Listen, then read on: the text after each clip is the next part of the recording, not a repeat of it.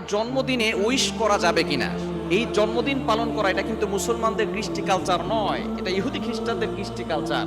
আমরা এটাকে ফলো করে আমরা অনেকেই কিন্তু জন্মদিনে হ্যাপি বার্থডে টু ইউ এভাবে আমরা উইশ করে থাকি। এটা কিন্তু ইসলাম সাপোর্ট করে না।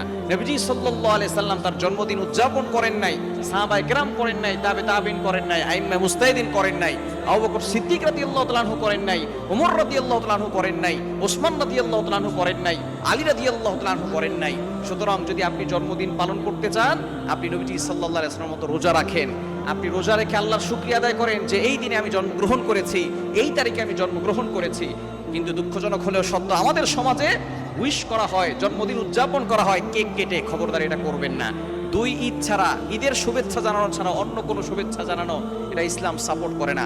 ঈদের শুভেচ্ছা জানাবেন, ঈদ মুবারক বলবেন, তাকাব্বালাল্লাহু মিন্না ওয়া মিনকুম বলবেন, কিন্তু আপনি জন্মদিনের শুভেচ্ছা জানাতে যাবেন না, এটা ইসলাম সাপোর্ট করে না। এটা ইহুদি খ্রিস্টানদের কৃষ্টি কালচার। এই কৃষ্টি কালচার থেকে আমাদেরকে দূরে সরে এসে ইসলামকে পরিপূর্ণভাবে ফলো করতে হবে।